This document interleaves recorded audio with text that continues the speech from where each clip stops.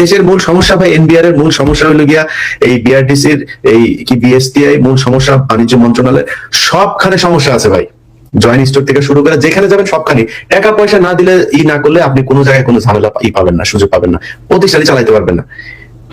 কিন্তু বসুন্ধরার তো লেগেছে। কেন লেগেছে? কারণ বসুন্ধরা এখন একমাত্র সমস্যা। এর কারণ হলো বসুন্ধরা প্রথম আলোকে বিজ্ঞাপন দেয়নি।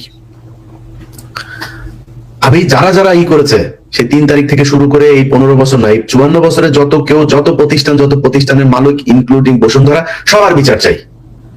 কিন্তু প্রথম আলো যেহেতু এই বসুন্ধরা যেহেতু প্রথম আলোকে বিজ্ঞাপন দিবে না, এই জন্য বিচারটা খালি বসুন্ধরার হচ্ছে।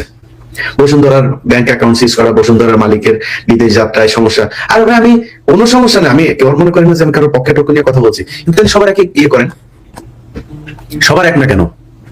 যেই ফ্যাসিস্ট, যেই একে আজাদ 3 তারিখে বক্তব্য দিল, স্লোগান দিল, রাজনৈতিক নেতার মধ্যে স্লোগান দিয়েছে, 24-এ নির্বাচনে গিয়েছে, বসুন্ধরা মালিকের 24-এ নির্বাচনে গিয়েছে নাকি? সরাসরি আওয়ামী লীগে যোগ দিয়েছে? তো আওয়ামী লীগে যোগ দিয়েছে, সে আপনাদের পাশে ঘুরে। মোস্তফা কামাল সারা জীবন 71 দিয়ে সারা দেশের ক্ষতি করলো, সে মোস্তফা আপনাদের এখন পিড়িতের লোক। কি সে মাল পানি দিয়েছেন, মাল পানি জায়গা মতো দিতে পারলে তাহলে আপনি সবকিছু ঠিক করতে পারবেন। তো এই মাল পানিতেই চলছে দেশ, এবং এই মাল পানি দিয়েই সেই 55 বছর ধরে ভাই এই দেশের সাধারণ মানুষ যারা আছেন তাদেরকে জিম্মি করে রাখা হয়েছে। আমরা 5 তারিখের পরে একটা নতুন বাংলাদেশ চেয়েছিলাম, সেই বাংলাদেশ হইতে দেওয়া হয় নাই। এই দেশের যে প্রবাসীরা আছেন একমাত্র একদম শুধু এই 1.5 বছর বাংলাদেশটা টিকে আছে শুধুই প্রবাসীদের জন্য। নট ইভেন 1.5 বছর, লাস্ট 55 ইয়ার্স এটা পুরোটাই প্রবাসীদের কারণে টিকে আছে। মনে আছে না খেয়ে থাকতো ভুকা নাঙ্গা জাল জিয়াউর রহমান এসে তারপরে এই বিদেশে লোক দেওয়া শুরু করলো। তার আগ পর্যন্ত এই দেশের মানুষ না খেয়ে থাকতো। এই হয়েছে অবস্থা। সেই বিদেশের লোকগুলোরে কি সুযোগ সুবিধা দিয়েছেন?